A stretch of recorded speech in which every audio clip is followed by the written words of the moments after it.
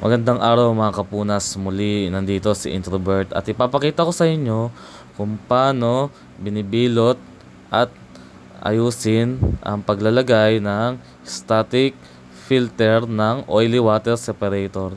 Una nga dyan mga kapunas, tinatalian na yan para hindi siya mawala sa pagkakabilot at mahigpit ang pagkakakapit ng static filter.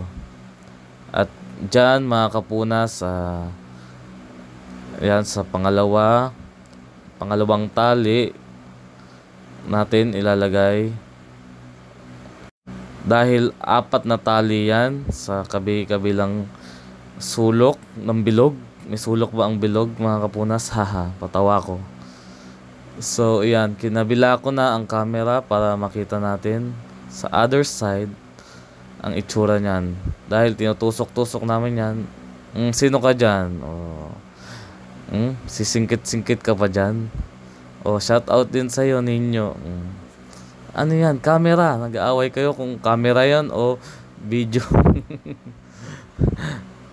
Ayan, balik ulit tayo sa trabaho. Hindi talaga mawala. 10% trabaho, 90% kulitan. Ganyan talaga sila mga kapunas. So yan, apat. At nalaglag na nga ang static filter. Nakita kami dyan, ay nako, mapapailing na lang talaga ang supervisor. At yan, nakumpleto na mga kapunas. At ngayon ay bibilutin na natin siya ng pallet wrap para hindi siya maalikabukan o maanohan ng dumi. At ngayon mga kapunas, nandito na tayo sa static oily water separator. At babaklasin natin siya dahil papalitan na ng filter. Every 3 months siya pinapalitan mga kapunas, ang maintenance nitong static oily water separator. Una sa lahat yan mga kapunas, niluwagan namin yung tornilyo niyan at nilagyan namin ng sling at chain block para sa paghahanda mga kapunas. At inilipat ko na nga ang camera. Hindi ko alam kung talaga saan ilalagay yung camera mga kapunas. At ngayon ay i-drain natin ang laman ng static oily water separator by siphoning mga kapunas. So yan, unti-unti nang bubuksan para malaman kung meron pang tubig sa loob. At pag wala na ay tutuluyan ng bubuksan at tatanggalin ang cover ng static oily water separator.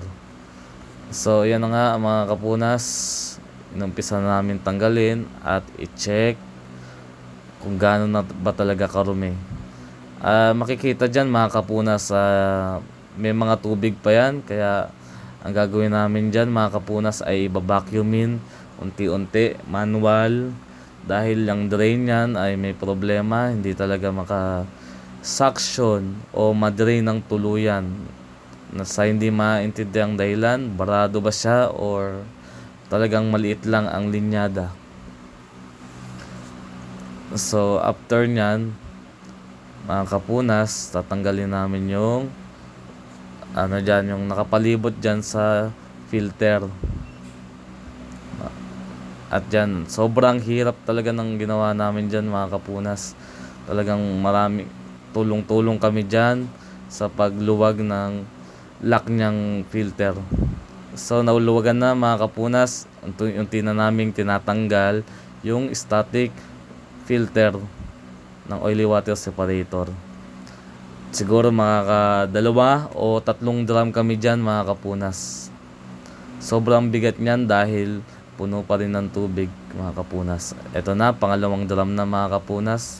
Nakikita nyo na tulong-tulong talaga kami dahil sobrang bigat niyan at ang daming tubig mga kapunas. So natanggal na namin mga kapunas yung filter.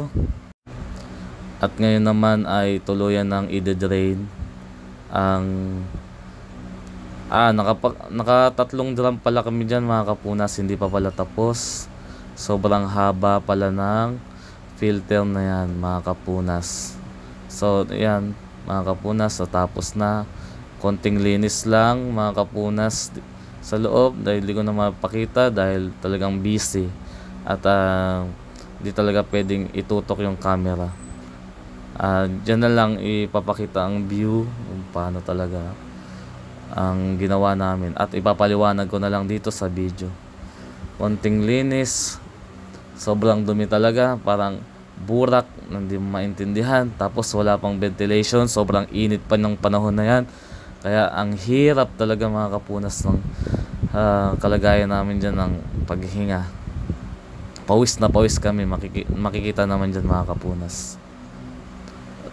So yan na nga ino-observe at nilagay na nga ang bagong filter ng oily water separator. Ayan mga kapunas, hindi pa nagkasya. So ang ginawa namin mga kapunas ay hinigpitan lang ang mga tali.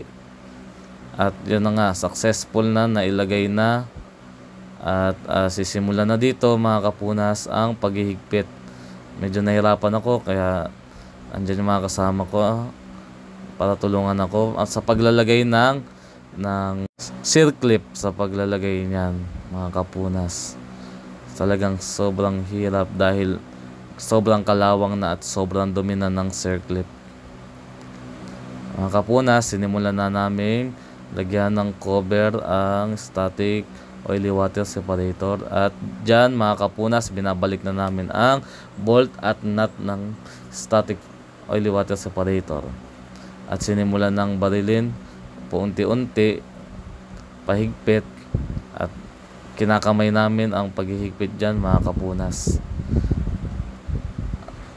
So yan na, tuluyan ng hinigpitan ang cover ng static oily water separator at makikita naman dyan mga kapunas. After nyan ay lalagyan ng laman ng tubig. Maraming salamat, yun lamang.